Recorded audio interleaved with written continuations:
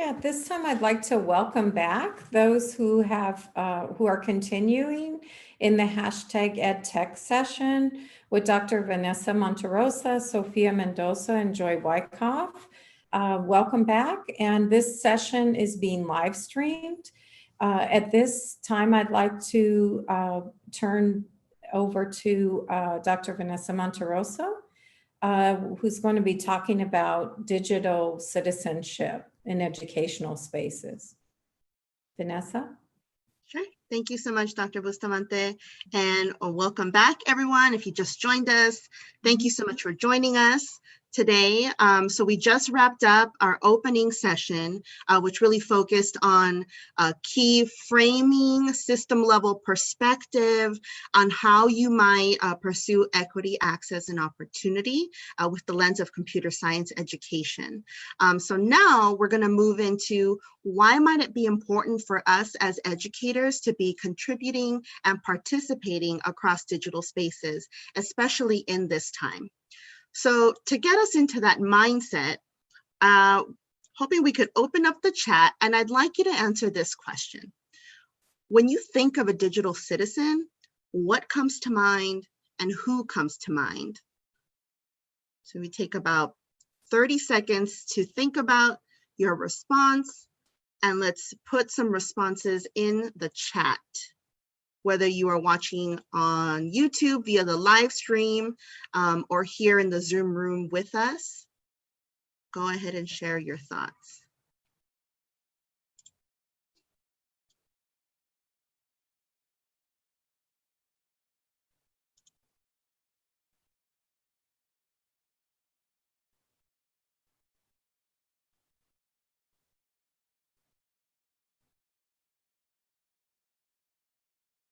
All right, the chat is open, at least in the Zoom, our Zoom session.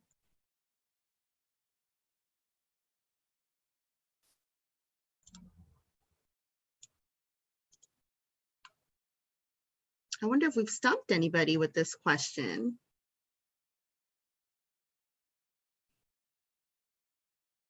Okay, we're starting to see some responses open and being added. And when we usually ask this question, what we often see and what we often hear is thinking about our students and how our students are engaging in these spaces, and how, sometimes you think about cyberbullying and privacy issues, and ensuring that our students are safe in these spaces and that they're not giving out their information. So we're starting to see a couple of responses come in. I think about the footprint that I leave online, responsible use and being responsible in these spaces. So when I pose this question, again, the what that comes to mind is kind of those scary aspects of engaging online. And the who that comes to mind is often our students. But what I'd really like for you to consider is yourself as an individual who engages in these spaces. We know that our digital footprint has implications for higher education and for career success. And it's not only for our students, it's for ourselves as adults, as already established in a career path. It could still have implications for our success. But I'd really like to push you to think about ways we could turn it around and leverage it for positive outcomes, for engagement, for collaboration. A lot of the skills that are required to thrive, especially right now, go beyond safety, privacy, and security. It's about being proactive. It's about feeling empowered to really have your voice heard in those spaces. So I invite you to engage in those spaces, and I'm going to talk a little bit about what that might look like and why that's important, to be role models as being a digital citizen, you yourself as an educator. So because our opening session is really grounded in key frameworks that we could use to guide our practice. One framework I do want to highlight for you is the ISTE Standards for Education Leaders. So ISTE, if you're not familiar with it, stands for the International Society for Technology and Education. I know it's a mouthful, but they have a lot of really great, fantastic, robust resources to inform your practice. So I would highly recommend that you check them out if you are looking for instructionally focused resources around education technology. Because I know in this time, what we've been seeing is a quick step to just pick a digital tool that may feel like it's going to help you address the instructional challenges that you're facing right now. But our team is really inviting you to think about your pedagogy first, your instruction first, because then that can lead to informed decisions about how you might implement technology in your practice. So in the set of standards, which is really a set of skills and dispositions to be an EdTech leader, what I'd really like to focus on are two of these: the equity and citizenship advocate skill and disposition, which is about using technology to increase equity, inclusion, and digital citizenship practices. And the other standard I'd like to focus on is connected learner, which is about modeling and promoting continuous professional learning for yourself and others. So these are the two we're going to be aspiring to during our conversation. And these are the two we really aspire to reach here in LA Unified. And so to get to that point has taken a long journey to get to this point. But I'd like to share that journey with you. So in case, you might be in a position to impact system level change, or you might be in a position to say, hey, I really think that we need these practices and policies in place so we can get to this next level of being an education technology leader. So back in 2014, you may or may not have remembered or heard that LA Unified was endeavoring to provide a digital tool to every single student in the district. So that's about 600,000 students. So at the time, the media and a lot of news outlets were saying it was an iPad fiasco, an iPad disaster. But our team here lived and breathed through that experience. But on our end, we knew that we were trying to bridge this digital divide that we all know too well. And while trying to bridge the digital divide, we were also trying to address the participatory divide, which is really about how can we get our students and ourselves to engage in these digital spaces in rigorous, relevant, and responsible ways. And so one of those ways was developing and designing the district's first social media policy for students that really outlined some guidelines on how you might use those spaces in your instructional practice. We are also one of the very few districts that has a core team dedicated to this work and to what it might look like in practice, whether it's professional learning or supporting our teachers in the classroom, implementing key curriculum. One of our partners is Common Sense Education. So that's another resource I'd recommend to check out if you are looking for digital citizenship lessons that you can infuse into multiple content areas. Those are really great resources. And the other thing we did in 2014 was we started building this culture around digital citizenship and celebrating Digital Citizenship Week, which happens every first week of October. So that really started helping us to build that culture, develop that language around what does it mean to engage in these spaces as leaders and students. And from there, we went from policies to developing partnerships because, as we may all know, especially right now, we cannot do this work alone. And so we joined arm in arm with Common Sense Education, which I highly recommend that you check out for key digital citizenship resources. We also joined arm in arm with ISTE, who also has a plethora of digital citizenship frameworks and resources to help you with your practice.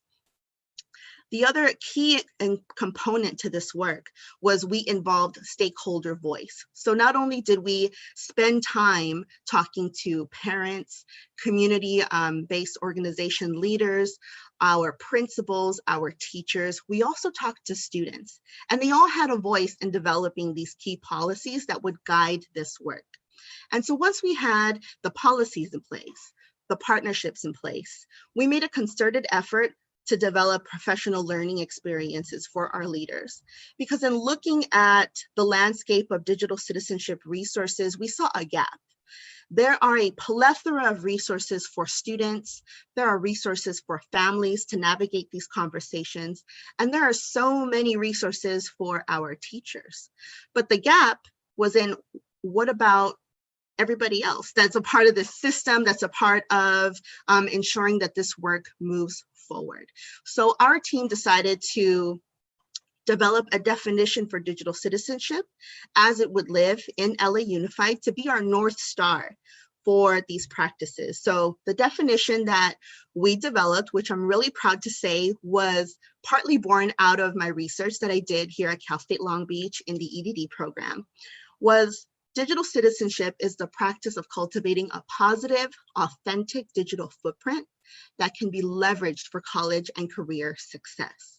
So notice nowhere in this definition are we foregrounding the scary parts of it, right? The safety part, the security part, the privacy part. Those are still foundational. Those are still important, but we really want to foreground the possibilities and the opportunities afforded by engaging in these spaces. So in developing this definition, we then created a pilot professional learning session that we did first with a set of instructional technology coaches, and then slowly started expanding just to get feedback and get the feel for how our educators responding to this work. Another reason why we created this is because what we were hearing out in the field was, I'm too scared to post anything. I don't want to say the wrong thing. I don't want to get fired. I'm just too terrified of really putting myself out there. And so in providing this framework, we were able to invite our education leaders to approach this work from their education leader identity and really sharing what are the resources that are informing your work. What is the evidence of what you're doing in your space, student projects, student events at your school, what that looks like right now, given our COVID-19 circumstances, is that our teachers are taking screenshots of student projects. They're sharing videos that students have developed that are highlighting their computational thinking projects, or reading aloud books, digital books for our most youngest learners. So there are still ways to participate and share. And ever since holding this professional learning session back in the fall, when we were all sent home and relegated to our homes, but still needing to teach our students, we saw an explosion of our teachers really amplifying the really great work that our families and our students are doing in this space. I want to share some examples with you. One example, the first example, is from Sophia, where she is highlighting our partnership with Common Sense Education. And so prior to our COVID-19 circumstances, we were working really hard to help schools and help educators become Common Sense certified, meaning that they taught a certain number of digital citizenship lessons that then resulted in DigCit certification. And so we really want to amplify and recognize the work of our educators who are engaging in this really important work. This second example is from a teacher from Maywood Center for Enriched Studies, where she was amplifying the work of her students and how her students were connecting with families. And so it's a really great way to just memorialize the efforts of all of our learners. And in the very last example, this is our most recent example, and as Sophia shared earlier, we had this massive ITI Summer of CES event going on, and we had a lot of teachers sharing screencasts of how students were engaging and connecting, and despite not being able to be in the same space, they were still in community with one another.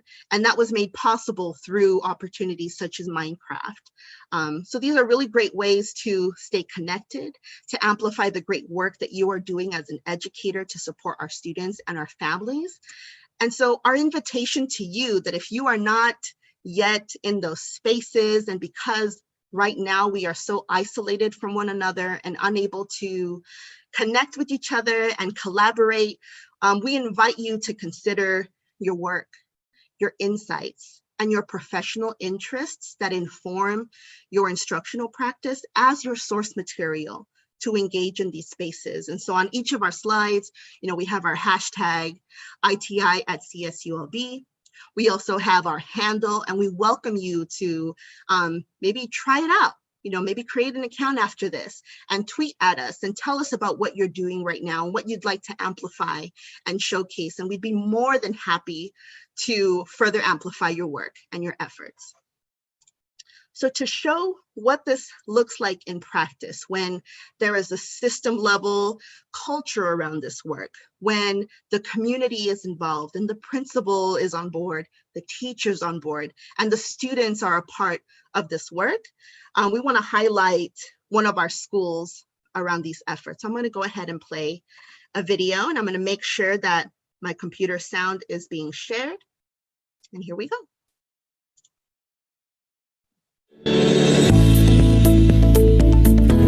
I'm Gabriel Duran. I'm the principal of Maywood Center for Enriched Studies. It's a span school, grades 6 to 12 in the southeast part of LA County. The demographics is majority, 92% Hispanic, Latino, first generation, many of them. The Digital Agent program came about when the school wanted to recognize people that use social media and computer science in a positive way to make a difference in the community. And they wanted to highlight those people and encourage them to keep doing what they're doing, because in the end, it positively impacts our school. We wanted to really see what the students were offering and what their peers had to say about who these individuals, the ones that really took the time to tell us why they should be chosen as a digital agent, were very, very detailed, and it really warms my heart every time I read them. So I post pictures of flowers or nature. What motivates me is just to make someone feel happy, because they know because of climate change, and we have to remind ourselves that one day the flower might not be there and we just might have roads and sidewalks and buildings. I use social media platforms to share my art with other people, so I can just kind of further my presence in the art world, but also use social media to help promote what I do. We post motivational quotes to make people feel good, because sometimes school could be really stressful, but when you open your phone and you see your feed and it's a positive quote, it makes you smile and it makes you feel happy. The pollution that has happened in this community with a battery company that had polluted many of the areas, our students have taken it on to use the technology and to get their message out. Are you aware that this has happened in our community? So they reach beyond our walls. And so because of that, they become global learners, global influencers. You just have to know what you want to do when you get on social media, and you have to know what impact you want to make. We are all interconnected. We are connected with kids in Australia and what's happening with the fires, just like the fires that were recently in California. So when our students access that and then say, oh yeah, you know what, they face very similar situations. Let's find out what people my age think of in this, then I can reach out. Usually when parents hear social media, they think that you're gonna, something inappropriate's on there, or that something bad could happen to you. You could do really good things and get noticed for those things, and you could make a difference in someone else's life. I think it's because social media is such a big thing now, and it's I think a lot of careers are also gonna have to be based off of the internet and social platforms. So it's good to kind of build a presence now that I'm young, so it can help me out in the future once I decide to settle for a career. The digital citizenship is being responsible and saying, how can I connect with somebody to get information so that we can both gain? And I think with that, when you just think of it as watch out for the boogeyman, watch out for the strangers, then you are missing on the opportunity to be global learners, which is our kids are. And they will find the ways to do so, but if we can instruct them to be productive in how they access, because they will. They will find the sources. So either you teach them to, interconnected, or they will do it on their own and create their own meaning. So I think that we have an obligation as a school community all around the country to make it part of our instruction. Like I said, it's part of our daily lives, and might as well use our platform as a school to make it a positive impact in our community. That's something that I really focus on. I want to leave high school knowing that I did something positive with social media and computer science in general, because that's what I want to major in. And I feel like it's something so powerful and it could truly make a difference in this world. We really do love sharing that example and hearing the difference it's made for these education leaders and students to be able to have those conversations around digital citizenship. Now, you might be wondering, well, Vanessa, this happened before all of this went down. So what does this look like now?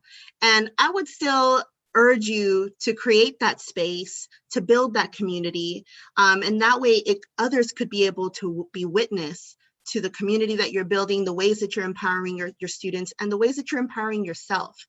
Social media really is an opportunity that lowers the barrier to entry into conversation. So you as an education leader, it's really important that we hear your voice. It's really important that we be a witness to each other's work in all the different spaces that we're doing it here across Southern California. And for some of you who I think are tuning in from the East Coast, so it's really important that we build this community together. And if you want to learn more about digital citizenship in a focused way, that you can leverage it right now in the space of restorative justice and restorative practices, I invite you to please attend Ed Zurita's and Maria Magnanimo Toledo's session, which I think is after this, around 10:10, around DigCit and restorative practices. Now, with that, I am now going to hand it off to Joy, who actually served as our department intern for the summer with the Instructional Technology Initiative. Over the past 2 years, Joy has worked in LA Unified Superintendent's Student Advisory Council, as well as Eric Garcetti's Mayor Youth Council, where she primarily focused on exploring systemic education challenges. She is committed to creating equitable learning environments and increasing the amount of life skills classes available. She has a great platform, everyone. She is interested in reforming school policies and then making curriculum that's more individually catered to each student. She actually just started her time at UC Berkeley. She just graduated from LA Unified. She's attending UC Berkeley through the Regent Scholarship. She's double majoring in political science and economics with a minor in computer science. What a mouthful. And afterwards, she hopes to get a master's degree in ed policy. But I'm going to go ahead and hand it off to her because she just lived through what it means to be a student in our current time and in our current circumstances. So I think we have a lot to learn from her. So we're going to go ahead and open the chat. And we want to hear from you, teachers, administrators. How have you supported your students and your families right now and navigated remote learning? So I know we've probably done a million things, but what's one thing that you've done so far that you'd like to share with the group? Please go ahead and drop it in the chat.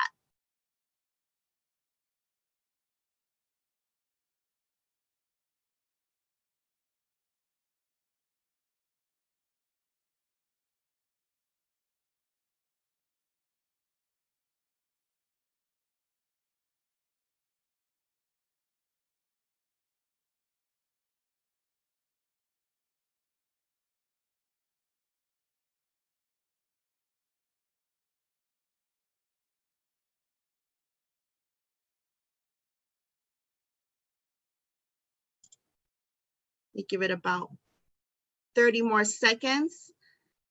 I think maybe everyone's going through their Rolodex in their mind, like, gosh, what have I done all this time? Because I know that all of us have been doing so much to support our students and families.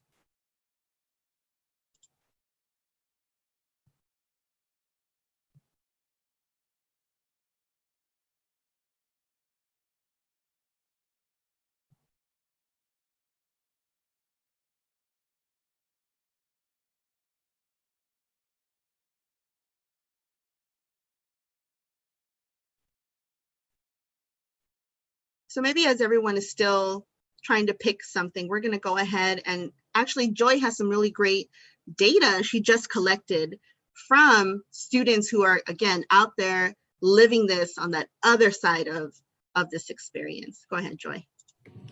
Good morning, everyone. So I recently conducted a survey to ask students all around California on what they would find personally beneficial from educators while teaching remains online for the following semester.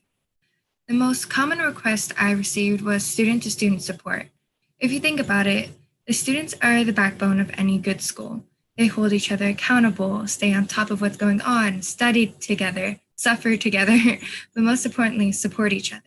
So group chats and virtual study groups facilitated and encouraged by the teacher go a long way. Also, group projects are essential in allowing for creative learning opportunities while at the same time integrating more student interaction. As students aren't able to see each other in person, it's still important that we foster community for them online. One's performance can only go as far as their mental health allows for, and having a supportive community can really help. Students also wanted more access to resources. One example could be recording all lectures and saving them for students to review upon at a later time. It's also very important to note that not all students have the same access to different technology and resources as well. Then the next point to be aware of are different learning styles. You will have different types of learners in your class, so it's important that you use a variety of multimedia and modalities. For example, some students may be more of a tactile learner, so having the option for students to physically print out a worksheet and do it rather than being solely online could be very beneficial. Also, having a set schedule and syllabus and clearly relaying it to your students is very important so that they can plan their days accordingly and know what to expect. A very important point is understanding and flexibility. Teachers should keep in mind that as hard as this time has been on them, it's been just as hard, if not harder or more difficult for the students. Their mental health and anxiety are at an all-time high right now. It's also more difficult to focus in an at-home environment. So understand that students may be having a really difficult time and be patient with them. Not everyone will be able to fulfill deadlines or get the best grades on assignments, but it's important that you don't punish the students, but instead give them an opportunity to grow. Then, most importantly, comes engagement, as everyone's been wondering how they can better engage their students through a computer screen. So on the next slide, I go a little more in depth as this is such an integral topic. For starters, utilize digital tools. This ranges from sending remind updates to students to playing Kahoot games. Games are a great way for students to learn in a fun environment. It also helps keep their attention while at home, as we're well aware that's not always the easiest thing. So at the beginning of every class, have a small game that's somewhat related to the material you'll be teaching that day. Or you could use games as small icebreakers for the students. Establish small groups with students to do activities that builds both community and a tight support system between each other. It's also very important to bring learning outside of the computer screen, whether this be again with physical material or small projects that they can take pictures of and submit. But just because teaching is happening over a screen doesn't mean that learning has to stop there. Then having online discussions to foster group thought is very important. So creating a forum where students can post their answers and then interact with one another. Then I think one of the most important keynotes to take out of this is making use of a reward system rather than any punishments. It's a known psychological fact that people learn better this way. So maybe encourage your students to show up to live lectures with extra credit rather than a deduction of points. And then continue this throughout all aspects of your teaching. For Zoom meetings, it's important to have breaks and check-in questions in between. Studies have shown that most learning in lectures happens in the first and last 10 minutes of the lecture. So study breaks in between are a great way to make use of how our brains collect and store information. It's no use teaching on end if the students aren't going to be soaking in the material. Also, I would go easy with the homework and focus more on discussions and projects as stated previously. Most homework is given as busy work, but I'm pretty sure with everything going on, the students are already more than busy enough. So try to keep that as a side note. Then last but not least, open communication is imperative. Provide multiple contact methods and hours as well as effective and timely feedback. On the next slide, we're going to talk about how you could utilize social media to accomplish just that. Social media could actually be a great platform for educators to go on a level ground with their students that relates to them where they're at. You could post updates, reminders, assignments, the list goes on. If you think about it, students are on social media 24/7. I'm guilty of that. So this would be a huge help in keeping students on track and preventing them from missing out on information. Social media can be a great community tool for peers as well as building a school classroom community online. In the current day, a lot of students feel distant from the teachers and school faculty. But if we're able to properly implement social media, we could close that distance. Then, on the next slide, we talk about building a political economic course around digital citizenship. With everything going on in the world right now, with COVID-19, the BLM movement, as well as multiple humanitarian crises around the world, it's important that our students are aware of everything and stay up to date on these current issues as it affects them and their future the most. Topics to include in this curriculum could be civil and political engagement, law, digital economy, and security. With the digital age, we have endless knowledge at our fingertips. However, unfortunately, even today, people still don't know how to utilize such amazing tools to stay up to date with current events and find reliable sources.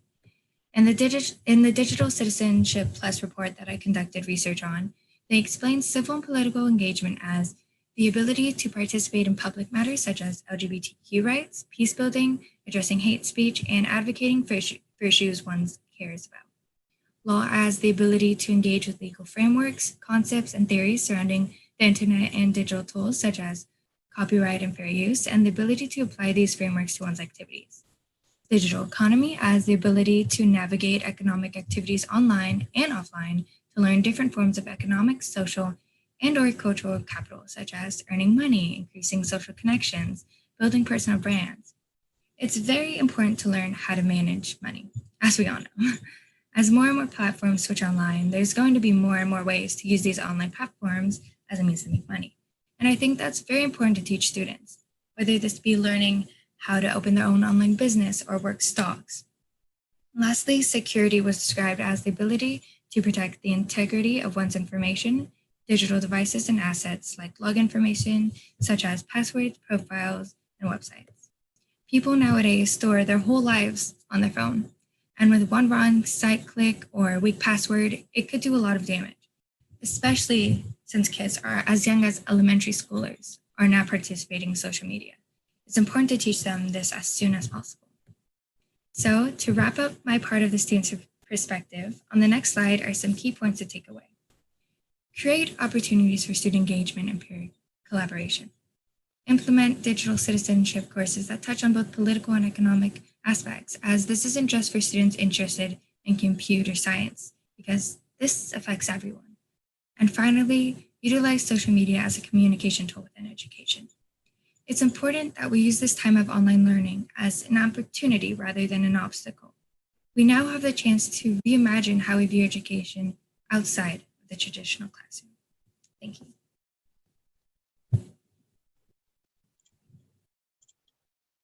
Thanks so much, Joy, for sharing your insight and your perspective. And at this point, I'm going to invite Sophia back to just wrap us up and share some high-level last points, and then we'll open it up for Q&A. Well, thank you so much. Thank you, Joy. Thank you, Vanessa. So, we have our call to action. Some of the key takeaways of the experience are to meet your learners where they are in their growth and development. Remember to lead with instruction through an ISTE standards-based professional development. Leverage digital tools and resources to not only accelerate student learning, but also cultivate innovative practices among school and district leadership so that they are empowered to enact consistent system-wide change. Be present by providing critical, real-time, high-quality, and relevant examples for change agents. Be a model. This is why we have archived short instructional videos of LA Unified educators leveraging digital tools in very engaging ways. Also remember, consistently model equitable practices that lead and foster access and opportunity that work towards eradicating racial and gender inequities by adopting an anti-racist educator framework. And as I end, I would like to leave you with one final thought. In your context, how will you center your leadership on equity, access, and opportunity to address racial and gender inequities that limit access to high quality instruction. So just some food for thought. Again, thank you so very much. And with that, I'd like to hand it back to Dr. Vanessa Monterosa. Thank you so much, everyone, for staying with us here in this session and for being open to learning about how can I improve my practice, what can I add to my practice to ensure that I'm helping my students, my families, or even your staff. And so at this time, I think I'll invite back our moderator, Dr. Bustamante, to discuss how we would like to use this Q&A time for our last 15 minutes. I think that our group is small enough on the Zoom platform that we could actually have folks raise hands and chime in. And I know that you also have a hashtag that folks could present questions through for the live stream. And then folks are also welcome to post questions on the chat. And I'll do my best to try to moderate them and direct them to the right folks. So questions was a lot of very interesting information presented here. Perhaps there are two ways that you could raise your hand digitally. There is a little blue hand in the participant list, and Cody and I could call on you that way, or if you'd like to put a question in the chat.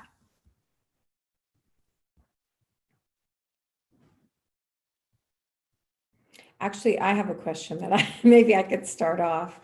Thank you so much for reframing the way that we think about digital citizenship. I confess that I also tended to think about it in terms of the scary things that having been a former K-12 administrator, I know one of the things that administrators often do is try to clamp down, for lack of a better word, on the use of social media or the ways that students use digital spaces, as if that can be something that's controlled as opposed to embraced in a way that truly, where educators can truly become guides in teaching and learning. And so I was wondering what kind of advice you guys might give teachers in learning how to navigate in these spaces and even persuade administrators that there are different ways to guide student learning in digital spaces that doesn't involve this constant clamping down with policies that actually prohibit teaching and learning in digital spaces. Well, that's where we were back in 2014. And the way that we started to turn the tide, which again, now we're in 2020. So it is a conversation that has lasted several years and continues to be ongoing. But the most important first step is to have a conversation about it. And what our team had done initially was we convened a very small group of leaders from across the district first, to just start having that conversation amongst ourselves to ensure that we calibrated on, like, do we agree on what we identify as social media? You know, let's do some research together. Let's read some really relevant, robust articles that have been published by, notable research centers and scholars.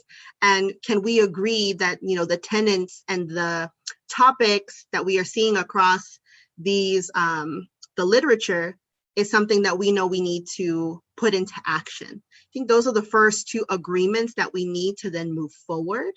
And after that, it's really working with stakeholders to update policies, because we know that policies really dictate the culture of an organization. And so creating those policies first back in 2014, and then building awareness that these policies exist and demonstrating that, our organization, our district is on board with moving forward with these kinds of practices has also been key. So in the professional learning sessions that our team designs and delivers to principals and teachers and executive leaders, we always include a portion where we have our PD attendees read the policies and then think about, how does this policy play out in my role as a principal? How does this policy play out in my role as a teacher? And then that final step was doing that professional learning session. That has been the change agent in this whole practice, because we sit down and have a conversation around, what does it mean to engage? How can I do this? We take them through really basic level introduction to Twitter and an introduction to LinkedIn. Those are kind of the most low-hanging fruit platforms that you can leverage in professional ways. So those are the platforms that we've been piloting and exploring, and that we've found to be really successful in getting administrators on board and getting our educators on board, and to really be role models for our students. So for our educators to have those conversations with students, we thought it was really important that they engage in that work themselves first. Mm-hmm. That's fantastic. Yeah, that collaboration and professional learning community approach to actually having that shared understanding about what's involved there seems really powerful, as well as the demonstration of the kinds of things that students are doing in media spaces. What Joy shared, and also the videos of what students at LA Unified have been doing was very eye-opening, I think, to just illustrate what digital citizenship looks like and reframing that mindset. So that's fantastic. Jadira has a question. Cody, can you help us unmute and show Jadira's video so she can ask her question?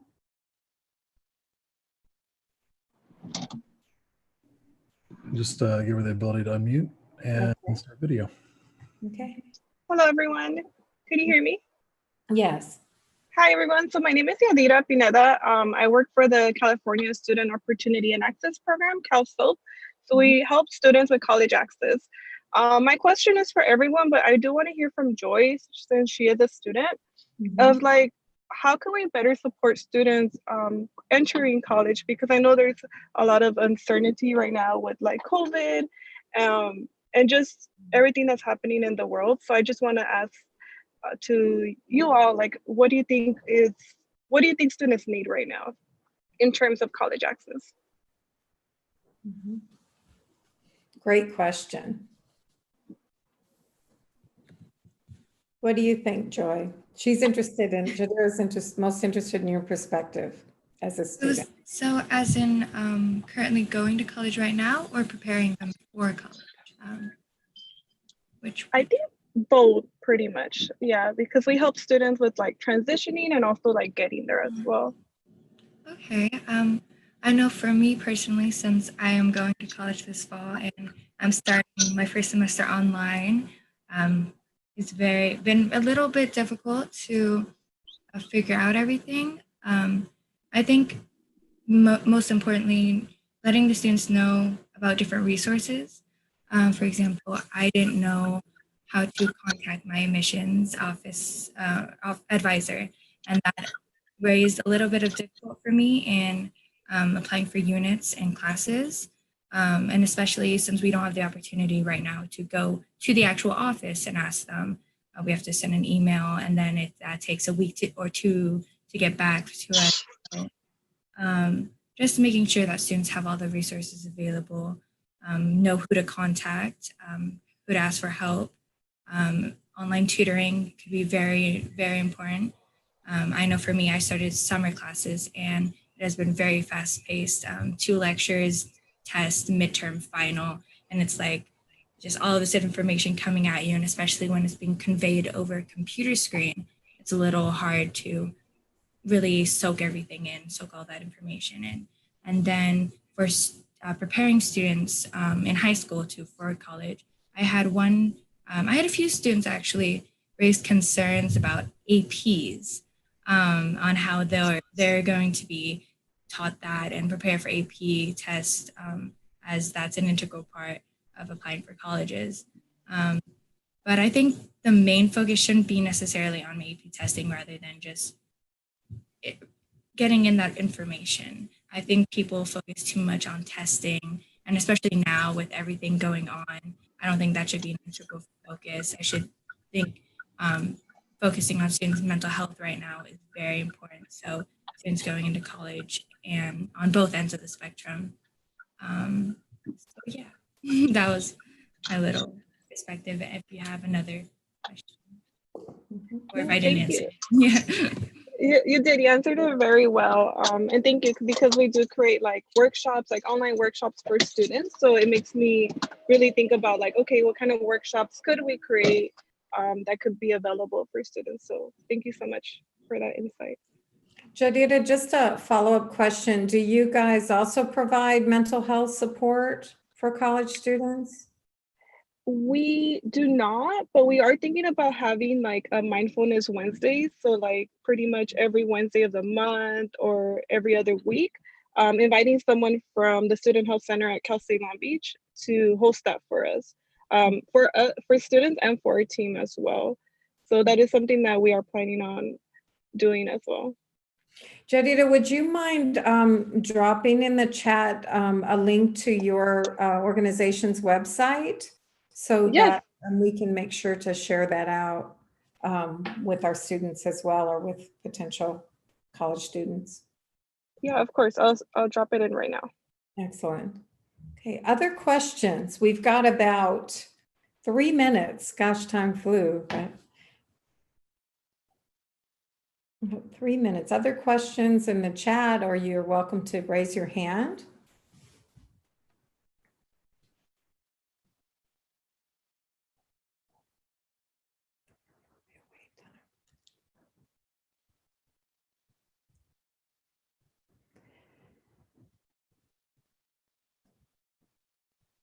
Okay, well, I would like to say that there is just a wealth of really valuable information and resources that Vanessa and Sophia and Joy have shared here, both research-based as well as practical best practices, observed and experienced best practices from a student perspective.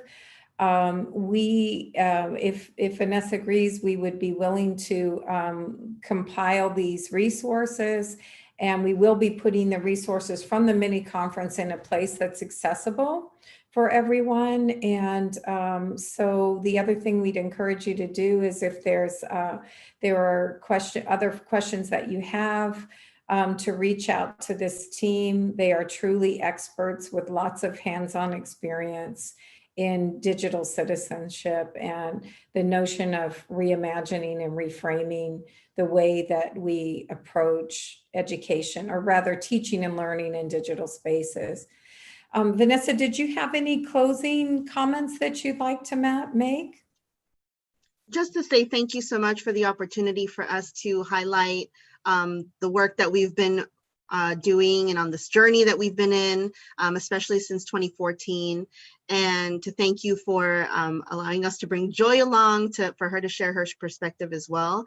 Having lived through this on the other side of the experience, and Sophia and I, have this education administrator lens, but it's really important to always hear from those who, our goal is to serve and to support. And so again, thank you so much for the opportunity to share. Well, we've been very honored that you've offered your expertise. So thank you so much. And we look forward to interacting with you more. And we appreciate your sharing this vision and these resources. And as you said, you've been doing it for a very long time. And I think that as educators, we have a lot to learn from you all. So thanks so much. And at this time, it's 10 o'clock. And so this session comes to a close. You have 10 minutes to take a nice break. And then our next practitioner breakout sessions start. Our session 2 at 10:10. Okay, thank you so much. All right, take care, you guys.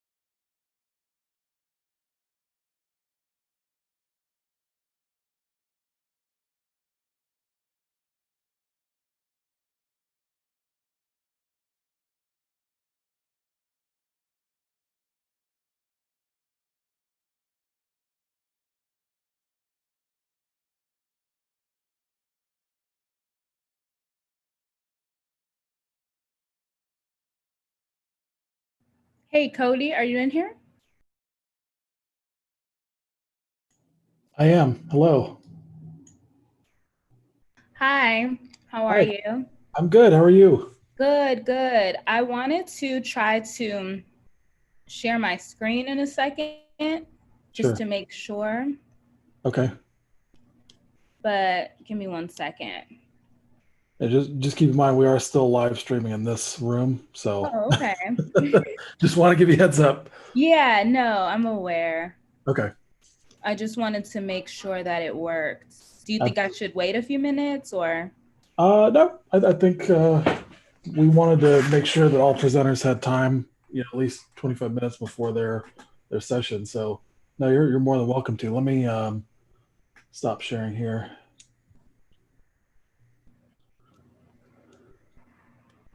All right. Are you able to see my slides? I can. It's very clear. Okay. Good. All right. Well, then I will just I can leave it on this screen or you can put your screen back up. I just wanted to triple check there. I think it makes sense to leave it on yours. Okay, great. We'll just keep it like that. Awesome. Okay, so I will go back to muting myself now. Okay. Let me know if I can help you with anything. Yeah, I think that we're good. Thank you.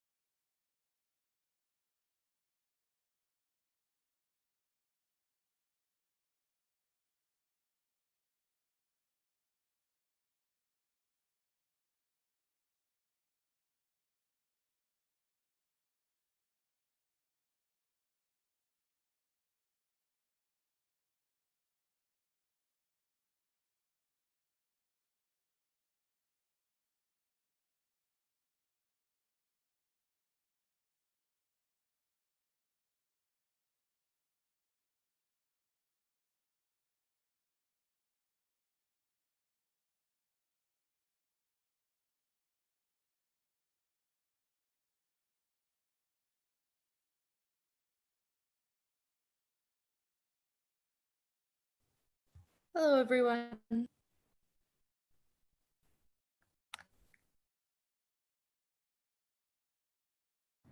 Hello.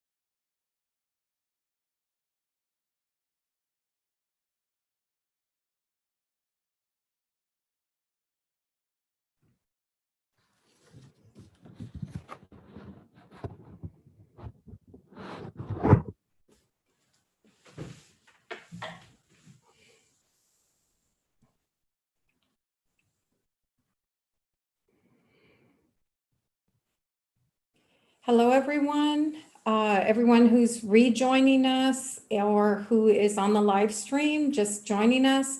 My name is Rebecca Bustamante, and I'm an Associate Dean in the College of Education here at Cal State University, Long Beach.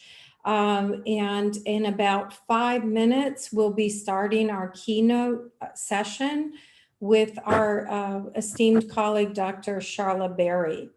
So if you can bear with us, we'll get started at exactly 11:10. And so thanks again and welcome. Thank you for joining us. We'll see you in a bit.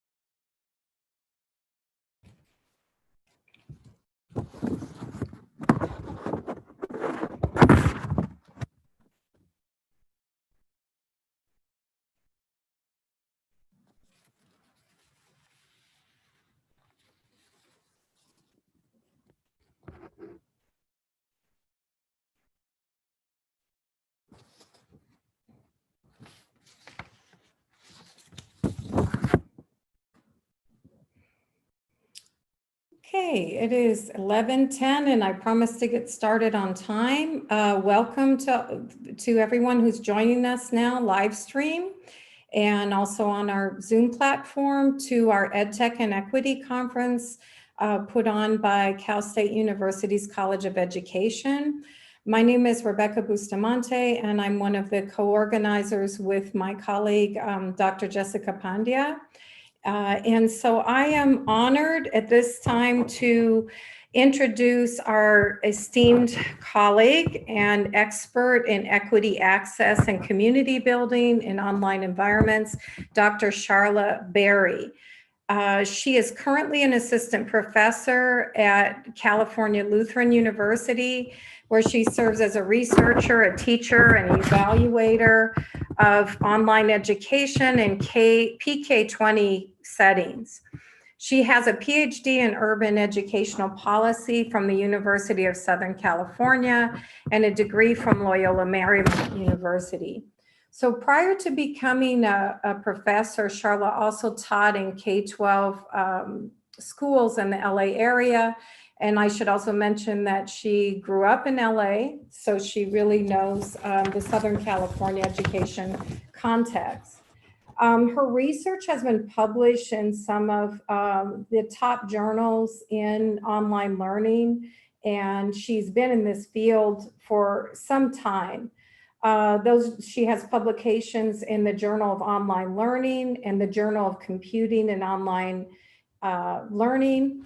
And her recent works includes a primary role as a contributing author, along with Dr. Pedro Noguera in a recent work called Advancing Equity in an Era of Crisis, a Guide to Equity in Remote Learning.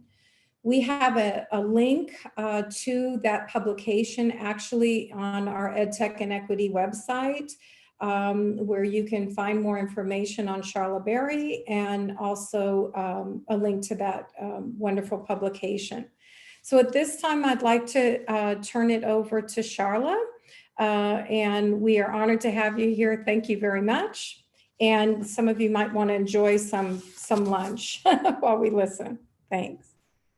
Thank you so much, Rebecca or Dr. Bustamante. It's so good to be with you all today. Thank you so much to Cal State Long Beach and to the College of Education. It's really wonderful. And really, most importantly, thank you to you all, the participants. I know that this is an incredibly difficult time to be an educator, but an exciting one, right? Nonetheless, we are working at a pivotal time and our diligence and dedication in the field will be transformative for years to come. So thank you so much again. It's really good to be with you.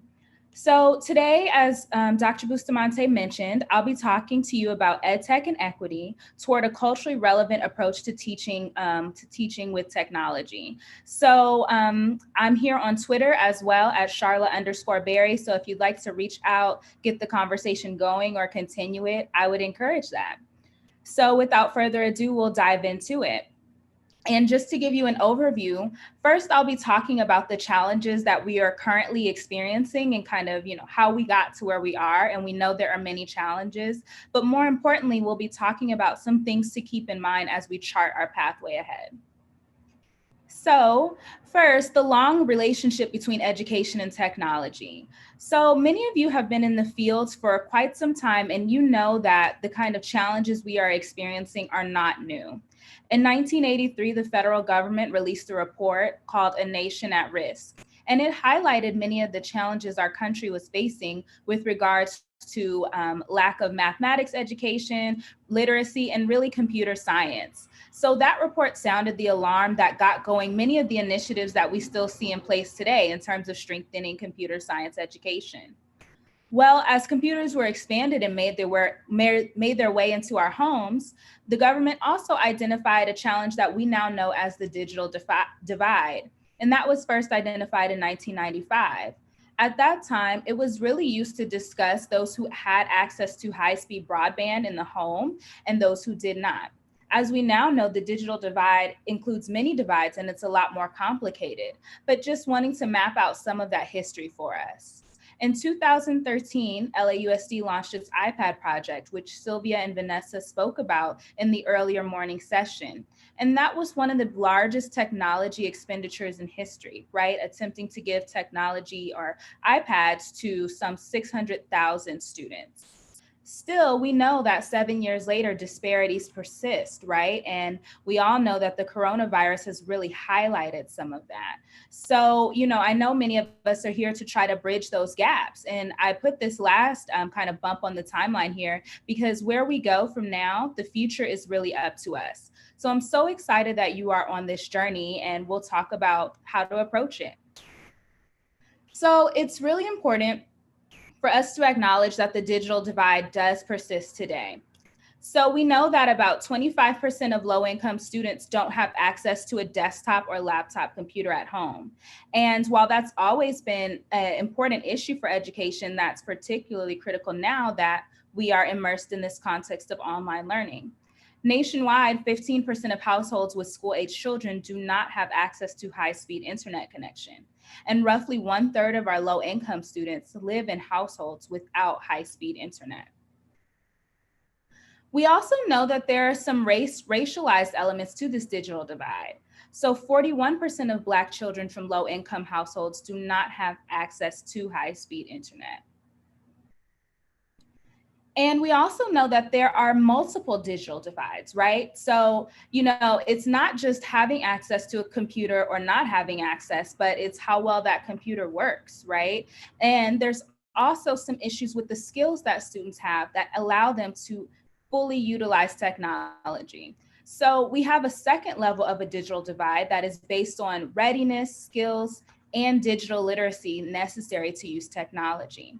And so I have on the left here this wonderful graphic that highlights what digital literacy is. And I know that at some of the other sessions, you've been talking about that, right? But again, it's not just about, can I use a computer or do I have access to one, but do I have functional skills to really use technology for my benefit? Am I engaged in things to keep myself safe, like online safety? Can I communicate in multiple ways? Can I find information? In this era of fake news, it's critically important to be able to navigate truth from fiction, right? Am I engaged in safe collaboration with other people? Do I have cultural and social understandings? Can I critically think about what I'm consuming? And can I creatively use what I'm consuming for my own benefit? And we know that students across the board are underprepared in all of these areas, and we are working hard to bridge those gaps. And we also know that lower income students tend to be at a greater disadvantage in all of these areas. So there's a broad impact of all of these digital divides, right? We know that there's a phenomenon called the homework gap. And again, you're probably experiencing a lot of this right now. 25% of Black teens and 17% of Hispanic teens told a Pew Research study that they were unable to complete homework assignments because they did not have access to a reliable computer or have access to internet at home. And it's really challenging right now in COVID because 21% of Black teens and 9% of Hispanic teens prior to the pandemic were forced to rely on public Wi-Fi access locations like libraries and coffee shops to complete their homework assignments, compared to only 11% of white teens. So in the past, where we would encourage students to utilize the library or to utilize other public space if they didn't have internet at home, now they're no longer able to do that. So that's going to have a really critical impact on how we teach in the fall and beyond. However, I'd like us for a moment to kind of consider, we can hold all of the challenges that we have that are very real, but consider this. We miss a lot when we focus only on limitations and constraints. We all need a more expansive vision of education technology, and that vision needs to be culturally and contextually relevant. So what does that mean? Well, quite simply, it means that it just meets the needs of students where they are today and who they are. So let's talk about a culturally relevant approach to education technology. So first, I'll begin with the brief case study of College Knowledge LA. So in 2013, Dr. Vanessa Monterosa and I wanted to develop an app to connect low-income students of color to college prep resources. And many of you may know Vanessa, she's a leader in LAUSD, and she was one of our speakers earlier this morning.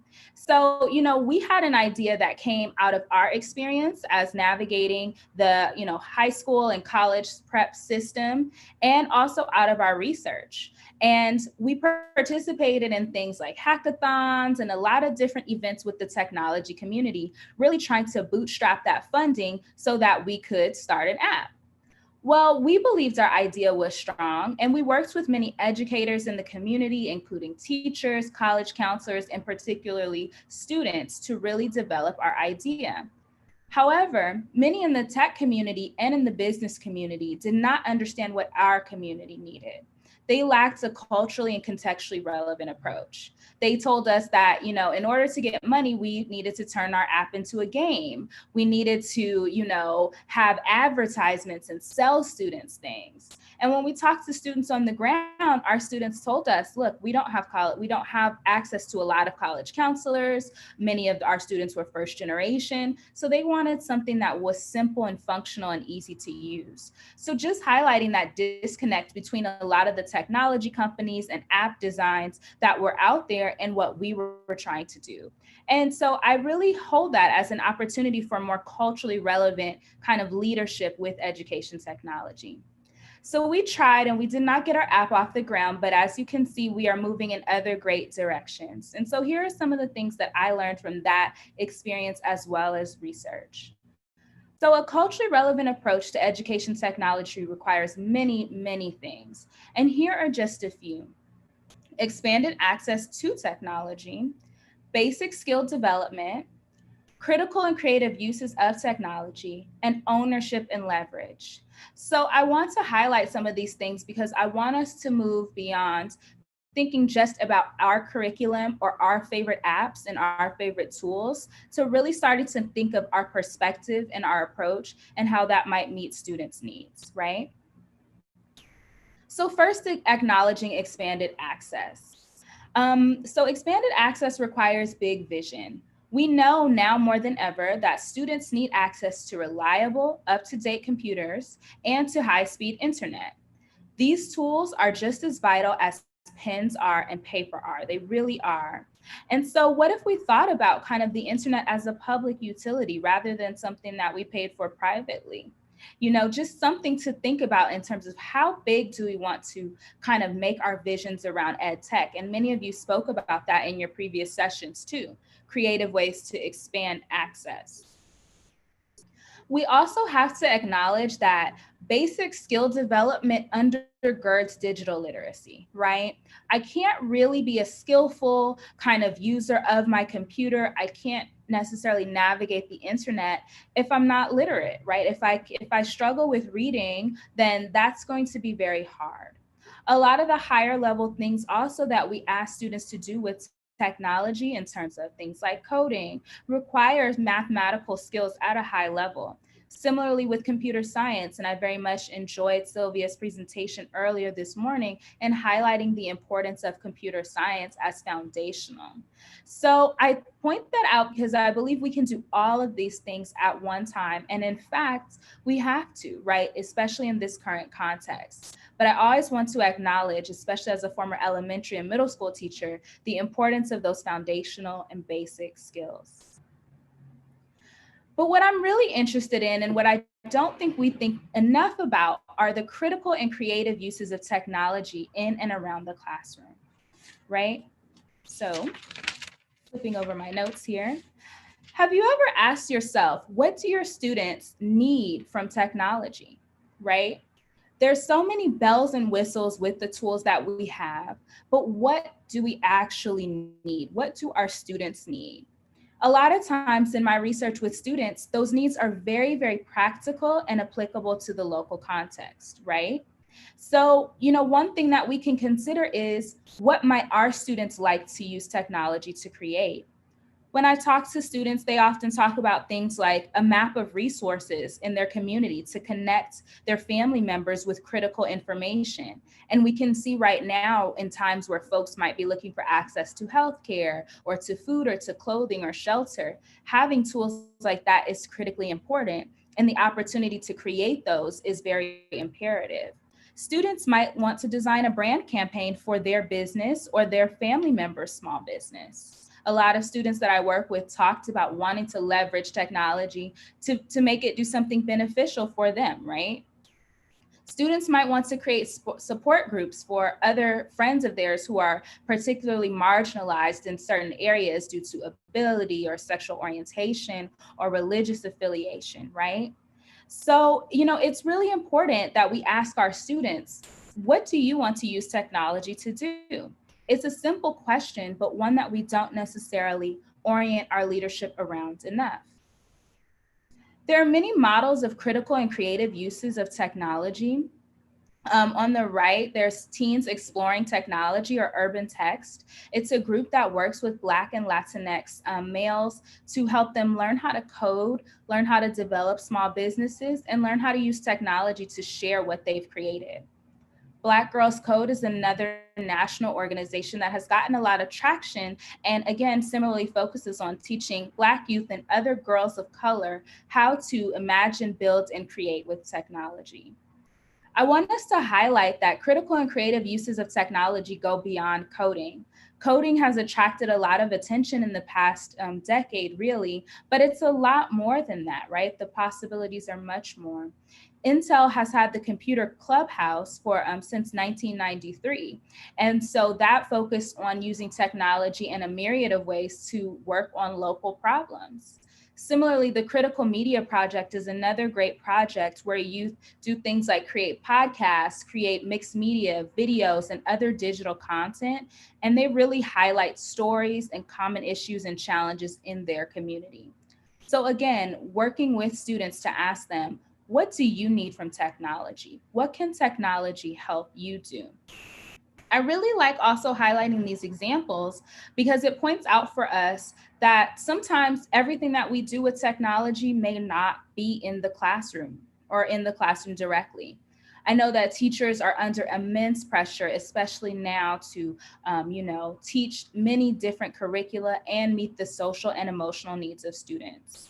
I want to highlight the importance of considering to partner with community organizations that may be doing some of this technology work so that we can learn with them and collaborate with them as well to serve students. Libraries, nonprofits, churches, everyone has a role in our use of technology. And so bringing in those stakeholders can be really advantageous in this moment.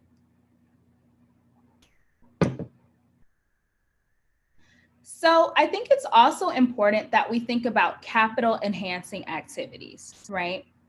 And this is really interesting, but there is some research to suggest that lower income individuals do not necessarily use technology for capital enhancing activities at the same rate as higher income individuals.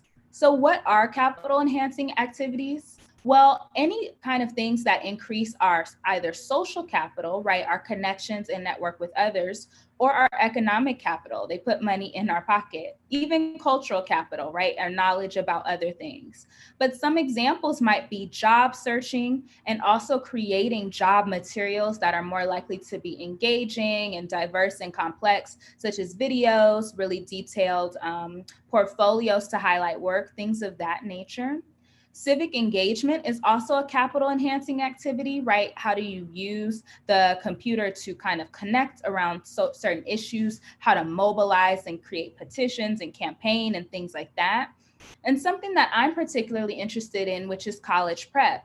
I actually recently did a research project where I talked to youth of color about how they use technology to research and prepare for college. And invariably, though they were active on with technology and particularly social media, their response was, I don't. I like to talk to people face to face about how to prepare for college. Well, their challenge was they did not have access to a college counselor. Many of them also were first generation students, so their opportunities to talk to people were very limited. So it was really difficult for them to see how to bridge that gap and learn about how technology can be capital enhancing for them. And I think we as educators can play an important role in how we model these uses of technology, not just for entertainment or not just for engagement, but for actual meaningful benefit in our students' lives.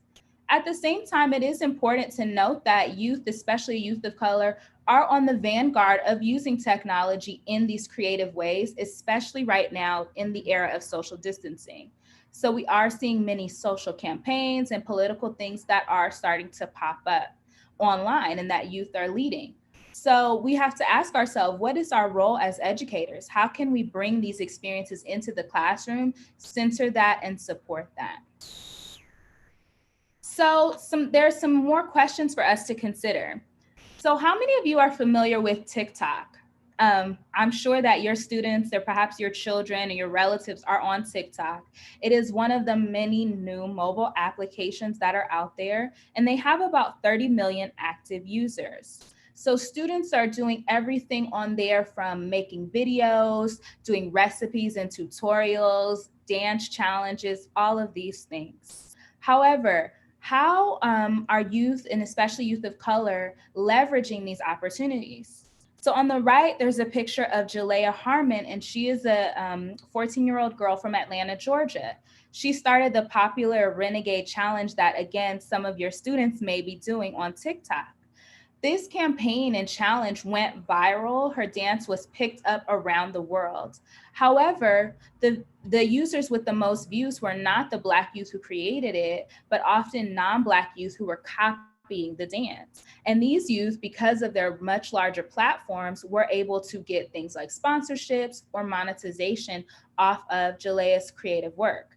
Now, because of Black Twitter and because of Black youth highlighting this kind of creative theft and putting that in the public, the national attitude sort of shifted and opportunities did open up for her. She was on the Ellen Show, she was at the NBA All-Star Game, but still many youth of color face challenges in actually leveraging and monetizing what they do online. So how might youth of color leverage their creative and educational uses of tech? And how might our educational experiences support greater creativity and ownership? So while it's really important that as we engage in digital citizenship, we warn our youth about the pitfalls of technology, we also can prepare them to actually leverage some of their uses of technology if we're willing to. And another example that I wanted to share with you is Karina Garcia. I'm not sure if you're familiar with her, but I'm sure you're familiar with slime, especially if you teach elementary school.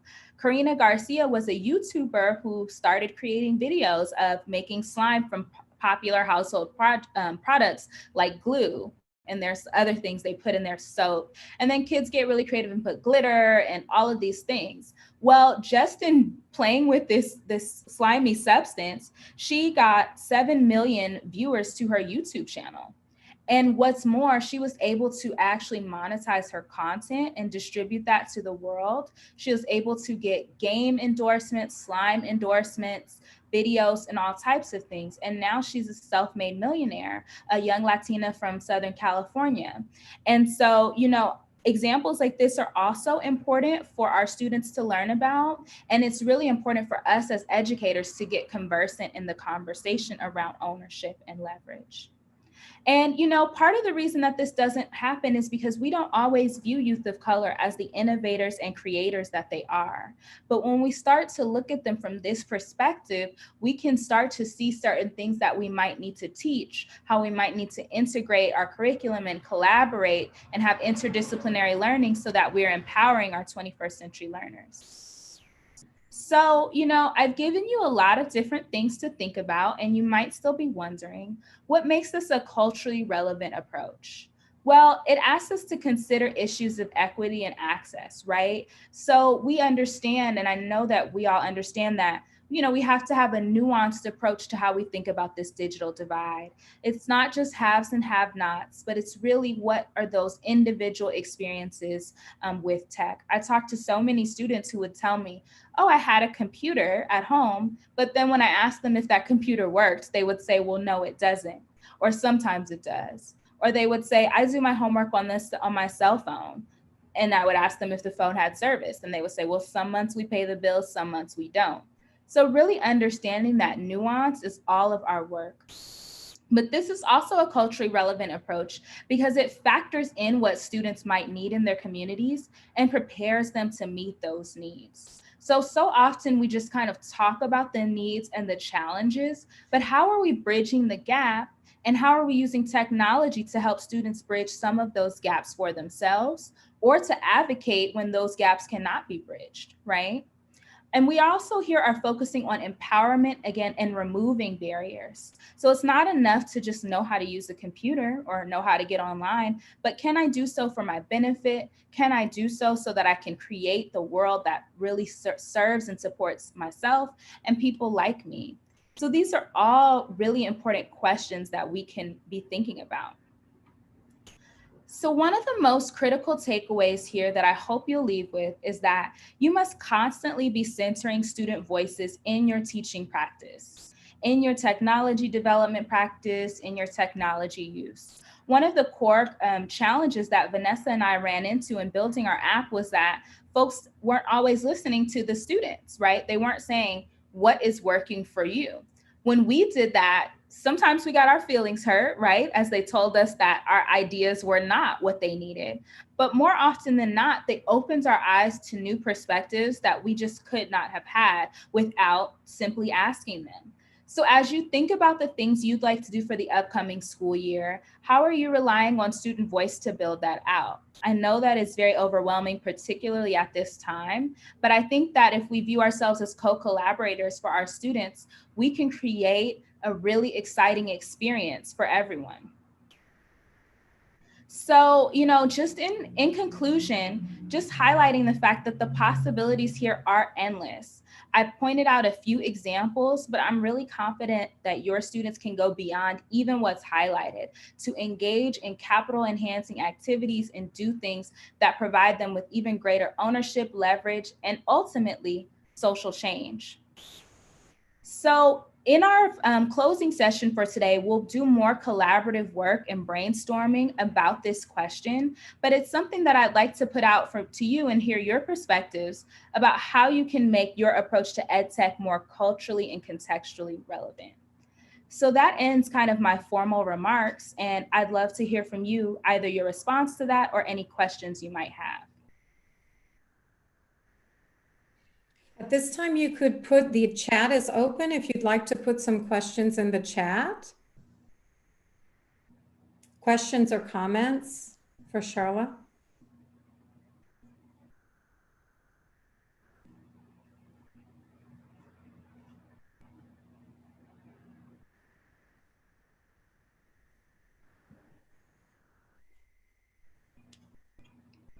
It's always so interesting on Zoom. You're just like waiting.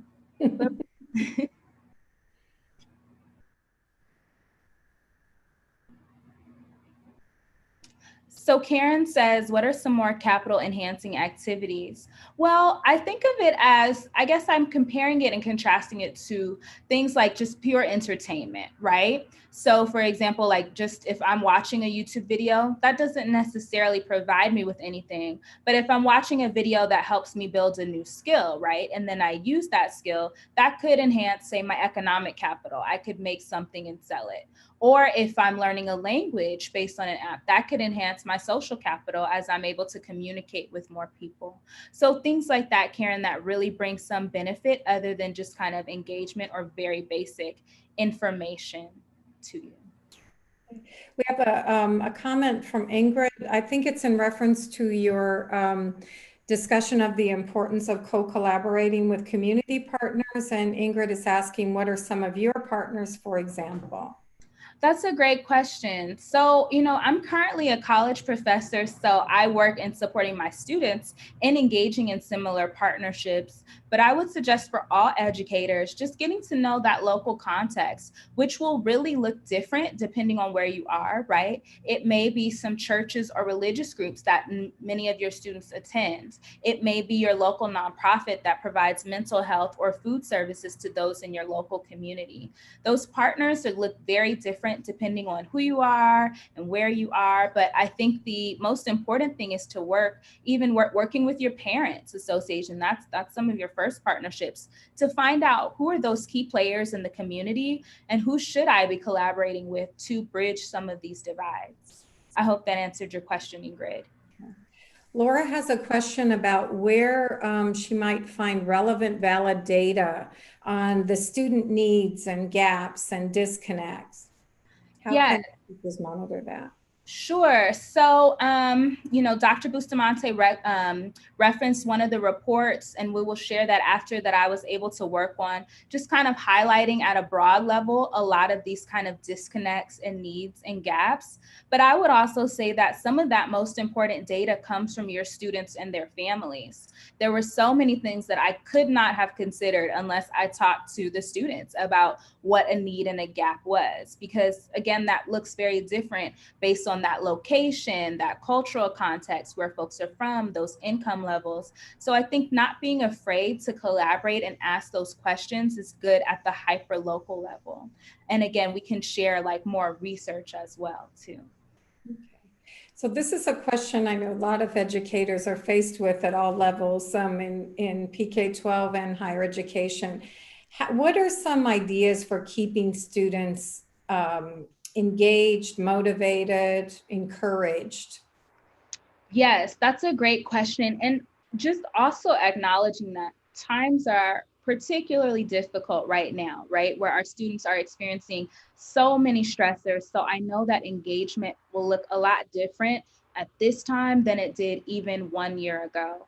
But I also would highlight from my own teaching experience and research experience that having students be centered as creators is one way to keep them engaged, right? So, if students have to create a small business or a small social media campaign or some type of, awareness campaign, that is something that they can be engaged in because they have ownership, right? Ownership is so key. What does this matter for me in my life? What's at stake for me if I do this project or not? The less that students can view, we don't want our students to view what we're asking them to do as just kind of tasks or assignments all of the time. We want them to really see possibilities for change. So I think that, again, collaborating with them to say, what is it you'd like to do? What is it you like to learn? And then weaving in your math curriculum around that. One of the most fun, or your science or whatever you're teaching. I remember when I was teaching middle school, I had the most success when I told students, we're going to make our own museum. So many students find museums kind of meh, depending on the museum. I love museums, but sometimes you have to grow into that. So I said, what if we could make our own museum, and it could be the best thing on campus? And, based on the number of positive reviews that we got, we could fundraise money and we could buy ourselves some good food that we like. They were all about it. They were competing with each other to design exhibits. Our museum was also culturally relevant. We highlighted African and African-American kings, and not African-American, but African kings and queens that they didn't know about. And because our school was mostly Black, students connected with these stories. They weren't stories they had heard before, but they were personally relevant. So they were able to connect on a personal level, a cultural level, and have a sense of pride. So activities like that, where students can take the lead, are a lot more likely to support engagement and motivation. Okay. We have a question from Theo about, hopefully you can understand what's being asked here, but how do you see social media platform takeovers, in quotes, as a way to leverage opportunities and highlight ownership? Yeah, so I know that a lot of groups are partnering with community groups to say, hey, we have 100,000 followers. Why don't you use our platform to get your message out? I think that's beneficial. Anything that we can do to highlight that great work in the community, because oftentimes folks on the ground don't have capacity to highlight what they are doing. So I think that's really good. I'm seeing, folks highlight, say, local businesses, minority-owned businesses, youth-owned businesses, highlighting that, and folks are giving capital to that. So I think there's a lot of opportunities for collaboration with both, the business side, community side, and social media is a great facilitator of that. Absolutely. Okay, great. We have some questions from Kristen Arguedas about digital citizenship and courses. I know that Dr. Vanessa Monterosa is on this chat, and I'm going to direct to her as a reference. She shared multiple sources and could probably be the best contact for responding to that question. Now we have some questions about balancing student internet privacy while encouraging interaction with Edtech by Audrey. That's right. Yeah, that's a tricky question, and you know, I would really love to hear from other educators about how they do that. You know, obviously consent is key, so getting consent from parents and getting consent again also from students for how you're using technology. But I also just want to highlight that not all education technology involves social media, right? Social media kind of has the highest risk with regard to certain privacy issues. But there are a lot of things we can do with technology that are a lot less invasive. So for those questions, I would really defer to your school or district to kind of find out their rules, their norms, their values and protocols. And if they don't have those things in place, I would encourage them to collaborate with other districts just to make sure that all teachers and leaders are on the same page, because there might be some unique kind of contextual factors in your site that don't come up in other places. So it's an important question and conversation, Audrey, and I definitely think that like it's something that districts can continue to collaborate on. Okay, let's take just a couple more questions because we want to make sure people have an adequate break and hopefully to grab a bite to eat before the next practitioner session. But a real key question that a lot of elementary educators have is around this issue of engagement is what if they're not even logging in or turning in work because they don't have those necessary resources? How can we, what might you suggest, Dr. Berry, about how can we reach those children? How do we find them? How do we re-engage them? Right.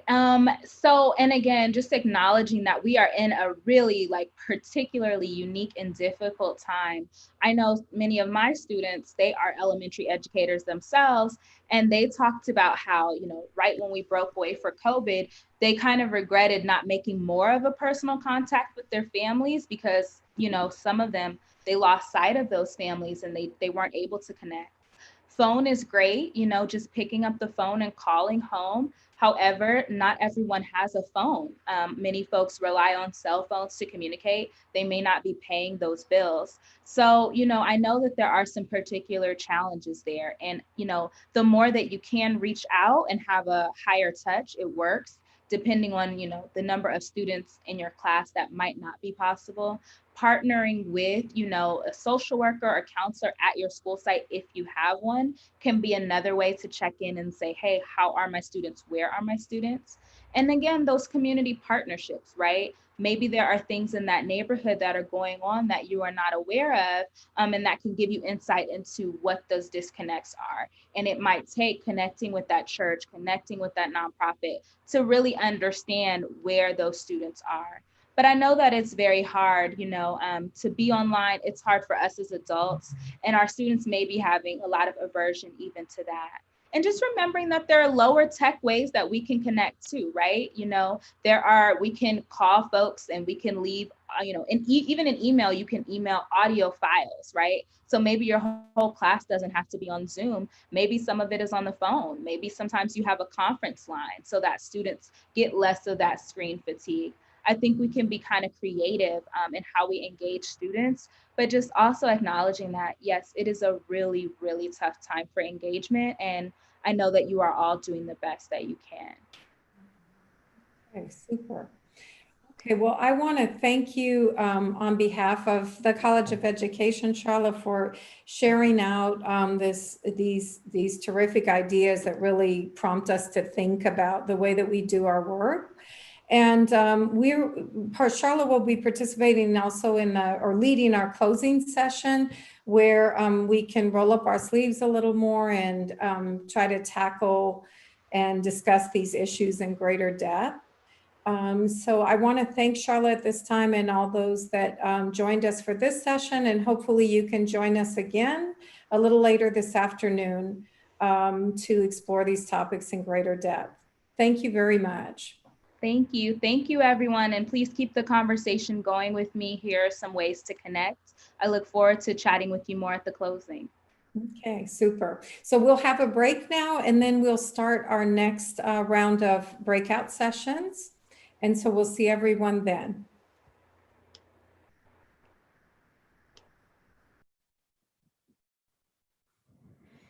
That was great, Charla. Thanks. I think we might still be live, but thank you. We're still live.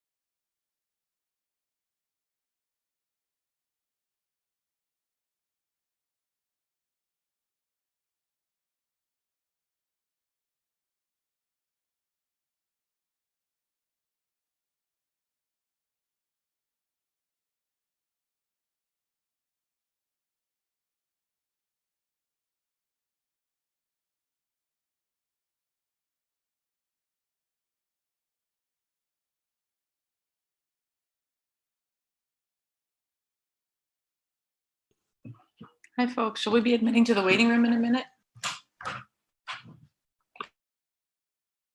That's fine.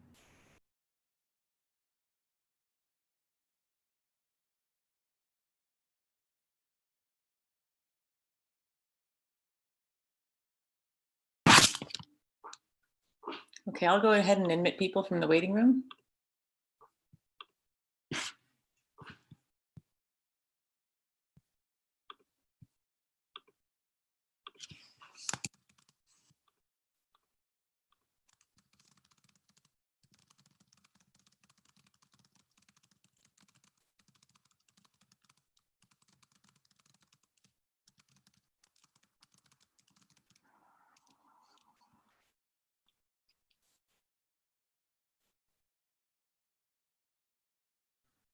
Hi, everyone. Welcome back. We'll get started in a few minutes.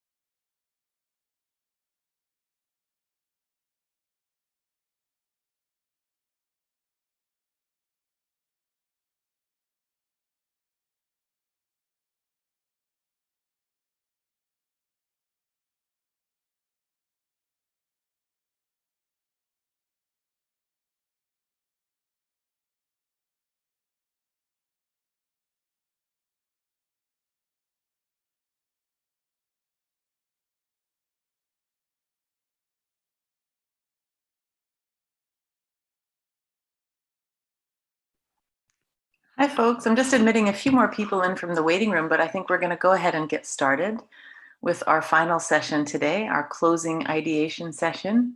I have a few things I want to say first. The first one is that we forgot to do at the beginning of our day-long conference, we forgot to do a traditional land acknowledgement. Cal State Long Beach is on the ancestral site of Povungna. This is the land of the Tongva Gabrieleño and the Ahashimen Waneno nations who've lived and continue to live here. And we want to acknowledge the Tongva and Ahashimen nations and their spiritual connections as the first stewards and traditional caretakers of this land. The next thing that I'd like to do is to thank our Dean, Shireen Poveri, who's on this call, I believe, and our Dean has been very supportive of this conference, so I want to give her a little shout out to say thanks for helping us put this together for all of these folks. We have 57 people here right now, and we are all very excited for this ending session, I believe. So now I'm going to turn it over to Dr. Berry. Great, thank you so much. Hello, good afternoon, everyone. Thank you so much for being here. It has been a really great day. I know that you all have learned so much and contributed so much, and we are going to continue to build on that in this session. So as you see here, this session is called Big Visions for EdTech Equity. It is an ideation session and our beachside chat. So we are going to get into it. In a second, you will be placed into breakout rooms, and I'm going to ask you to just think to yourselves and to each other, what could schools look like in 2030? So that's 10 years from now. How do you envision the schools of the future?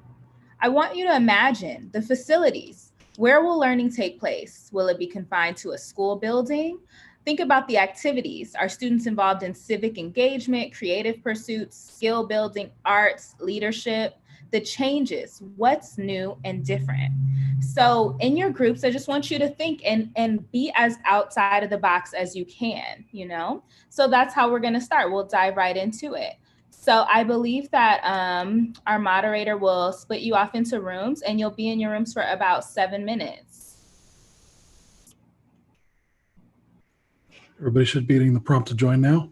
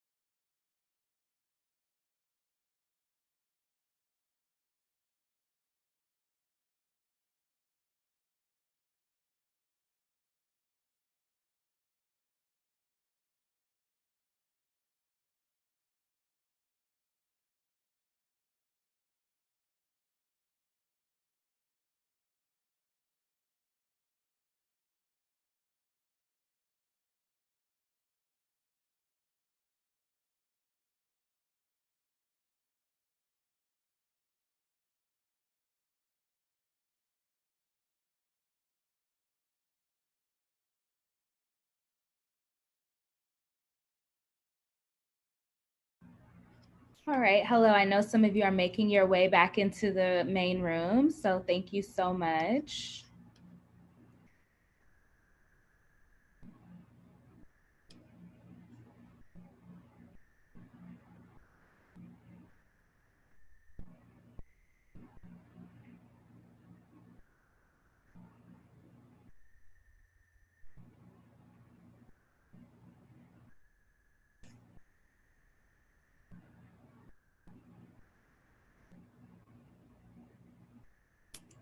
All right, it looks like most of you are back. So does anybody, maybe one or two people, want to share out about what their big vision for the schools of the near future looks like? Can also pop some things in the chat.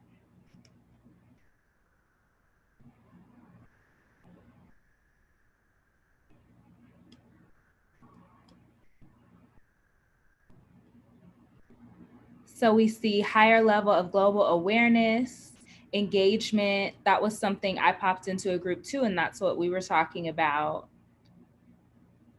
Global, that's interesting that many of us want a global perspective. Interactivity, connection, local curriculum too. Yes, Adam, absolutely. Fluid, using multiple spaces like libraries, expanded histories, critical perspectives. Thanks, Brittany. Hybrid models, collaboration, learning across the calendar. So this is great. You all are starting to get some big vision, and 2030 will be here before we know it. So I wonder too, how many of you felt limited by where we are currently? Did you feel like you had to build based on where we were, or were you able to just really think outside of the box?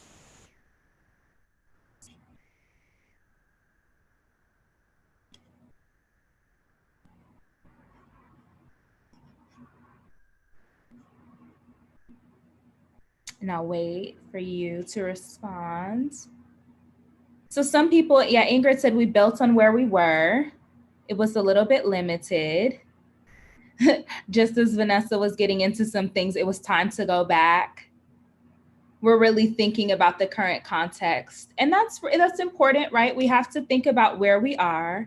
But I wonder, what would it be like for just a moment if we gave ourselves permission to kind of really start to think outside the box, right? We do all this talking in education about reimagining and dismantling and disrupting. But then when it comes time to think about the future, we really only take one or two steps ahead of where we are. So I'm going to challenge you a bit to try to start to think a little bit outside of the box, whatever the box is for you. So we're going to do a little bit of ideation about EdTech equity in the future.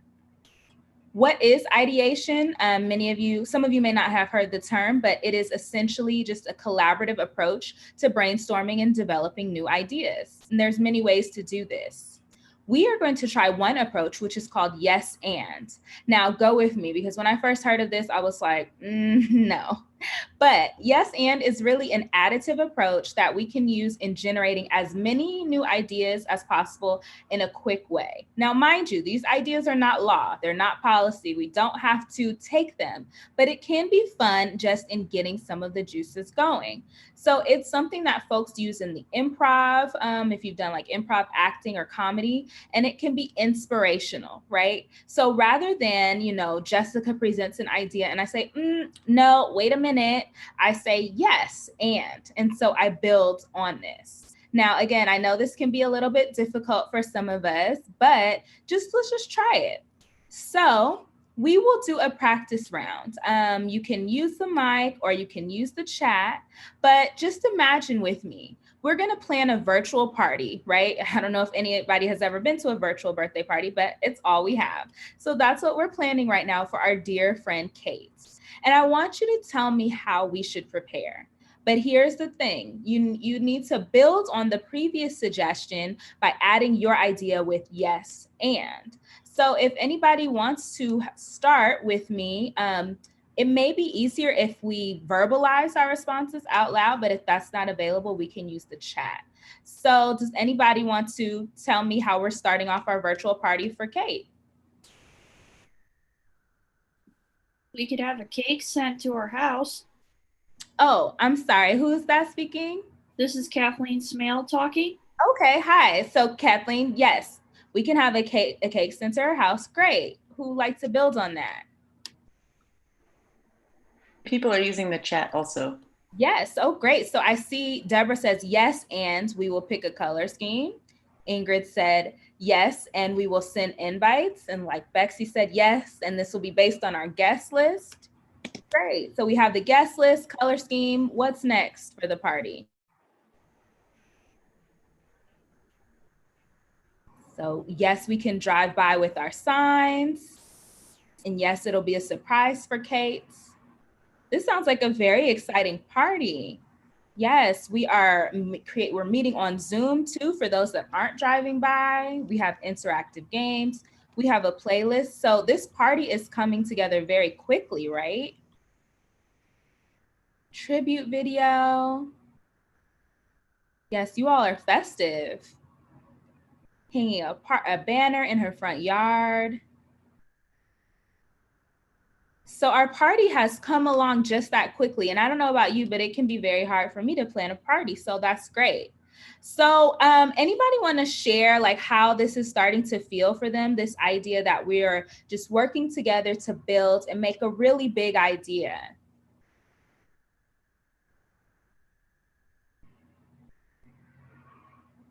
How does it feel to collaborate in this way? It's exciting, right? It's opening us up to new possibilities. We're receiving support, having a little bit of fun. And if we had more time, we would really build this out. And when we do this, we see that this party, by the end, we might have a concert, we might have Beyonce coming to perform at Kate's party. Why not? Sure, we don't really have a budget, but that's okay because yes, and yes, all of that. So we are going to do some ideating with some of the ideas about a culturally relevant approach to education technology that we talked about in the earlier session. And if you weren't there, that's okay. Some of the things we talked about is expanding access to technology, strengthening those basic skills, promoting a critical and creative use of technology, and giving youth the opportunity to leverage and to own what they create. So we're going to try one round in our small groups where we will talk about expanding access. Now we know there are so many challenges that you all are really familiar with. We have the digital divide, we have multiple digital divides, we have a homework gap where people without Wi-Fi or without, certain computers can do their homework. So a lot of different ways we need to expand access to technology. So I'm gonna ask you to get really bold and creative in your group and just start to build. Yes, and throw out some ideas for how we can expand access to technology and just build. So this is basically your question. Considering the disparities in technology access, how might we creatively expand access to technology by 2030? Again, you don't have to know every policy or law or this or that. I just want you to be bold and step out there. So we'll put you in groups and you will be there for another 8 minutes and you will ideate together. All right. Invite going out now? Yep. Okay, we'll see y'all in a bit.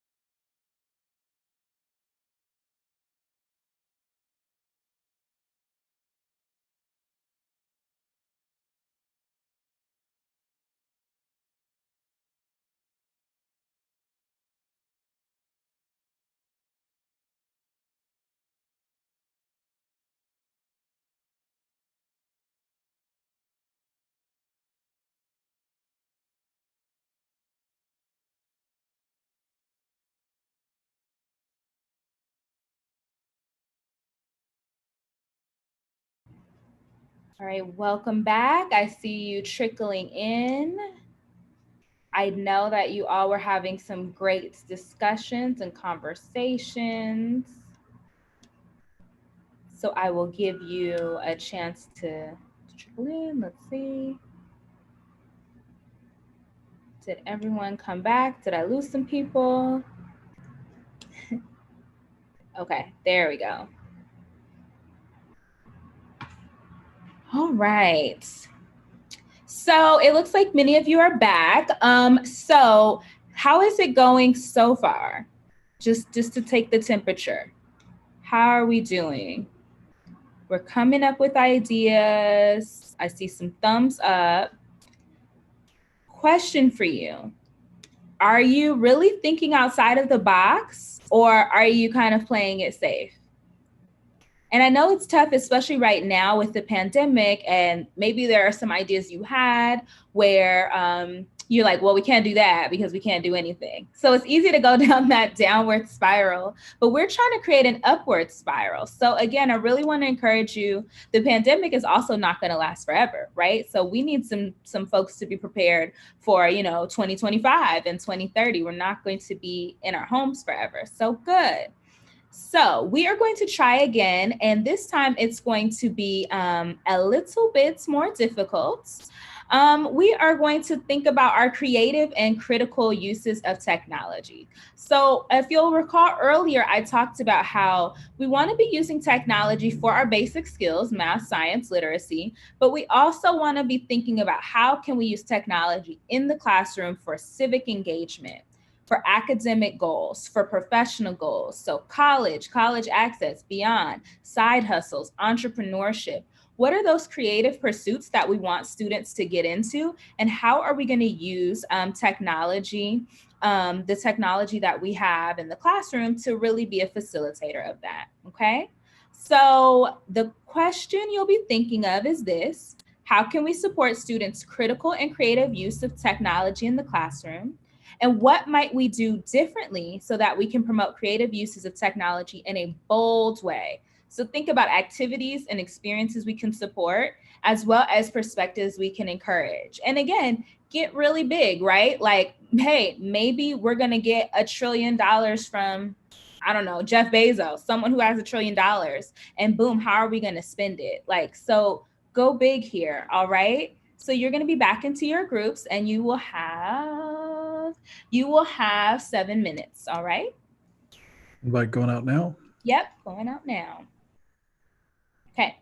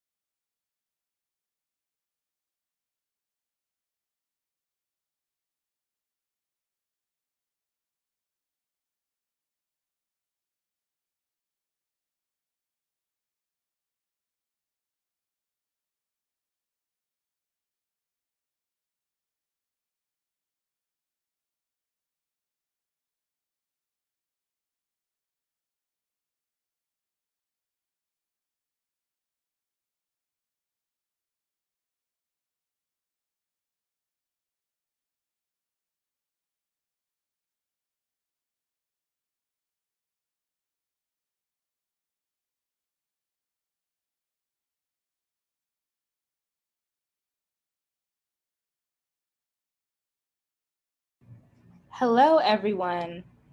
So I think, are you all, we're back? Yes. So I see 8 minutes. This went by so quickly, right? It's just like, whew, by the time we got into it, it was time to be back. So how about this? I'm going to give you a few more minutes. We'll go back for about 4 more minutes and continue to build and think about, anything else that you think. And again, think about our limitations and just put a pin in them and try to step outside of those just for a moment. All right. So Cody, if you could just send us right back and we'll take about 4 more minutes to keep the conversation going. Got it.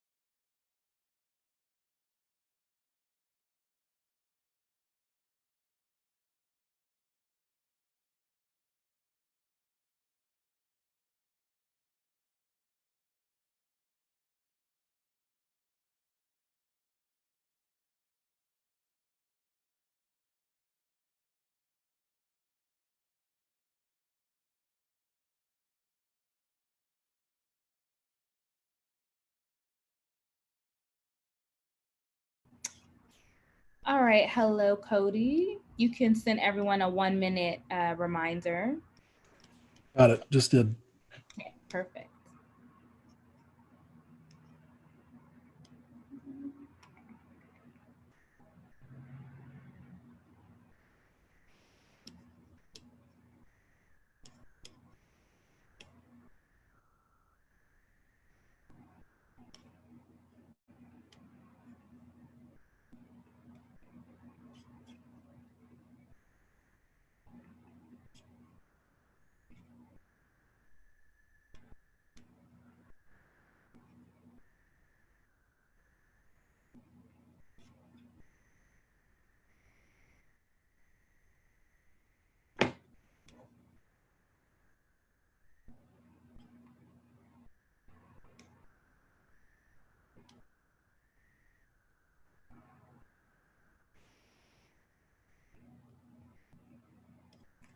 All right, I see us trickling back in. And again, I know that that was short. But does anybody, as we start to wind down, does anybody want to share any really exciting ideas that came up? It could be anything or anything you want to reflect more about.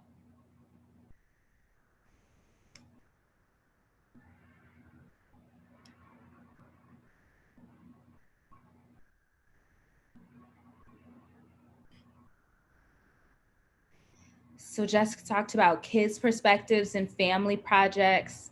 Yes, exactly. Bringing more people into this conversation, right? Especially now that we're all at home, how do we get the community to be in on what we build together? So there's some networking that's happening. Bringing parents, yeah, modeling and demonstrating, right? And we can record things and use YouTube and other technologies to model things ourselves and do those demos. We can do Instagram lives or Facebook lives or other things. Wow, a virtual time capsule. That sounds very great. Yes, and really to make it relevant, right? Talking about public health, and that's going to be so important. Yes, necessity is the mother of invention, as Laura brings up here. So hopefully those wheels are turning, you know. One thing that I questioned that I was having is how did it feel to reflect on possibilities? You know, I don't know about you, but it's just, you know, if someone asked me what I would do with $1 million or $10 million, I might have some ideas, but not a lot. Or if someone asked me about a big vision for the future, I'm so used to living in the present that I don't always imagine. So the purpose of this process was really to get you to just start to think about what it would be like to imagine, you know, with each other. And hopefully you will do this in your schools, in your professional development at a more detailed way so that you can really start to tease out some really exciting ideas. But just to kind of leave you with this thought that, you know, as we prepare for the present, and I know we're so inundated in it, we must do so with an eye toward the future. With creativity and vision, we can create schools and systems that work for all. So it's really up to us, right? How big and how bold do we want to be? How much ideation do we want to bring? With all of that, we can definitely address many of our common challenges. So, you know, again, you know, we have about 2-3 minutes. I don't know if anyone wanted to throw out any questions, comments. Here are some ways to connect with me and to keep the conversation going. Kathleen seconds this. Thank you. Wow, my possibilities. Great way. Yes, something I need to reflect on. But really, I'm just thinking about, you know, more empowerment and ownership for students, right? More opportunities for them to speak to the curriculum and say what it is they would like to learn. And for us at all levels, K through 20, to work collaboratively with students. So again, maybe there's a pressing need in Los Angeles around health access or food access. And maybe we work together to do that. I teach research methods and evaluation. So always helping students dig in and figure out what does the community need? How can we work collaboratively and solve those problems?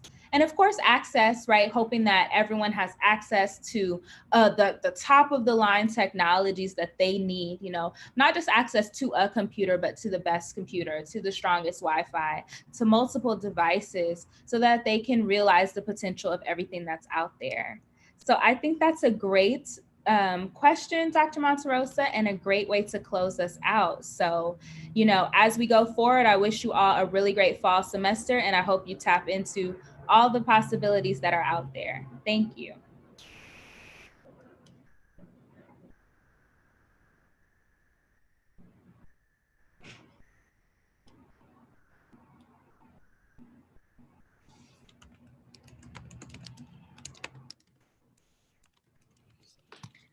We're officially over, but there's just a lot of thank yous coming into the chat for Dr. Berry. So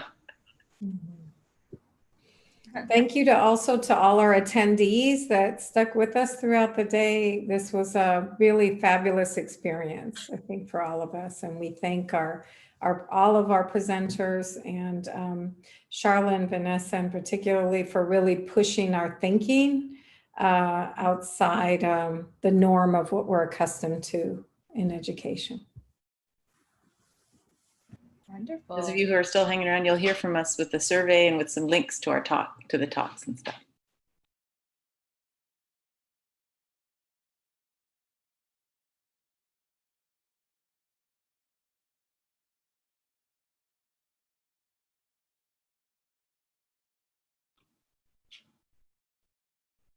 That's a wrap, folks. All right, I imagine us taking all the last cookies, if any.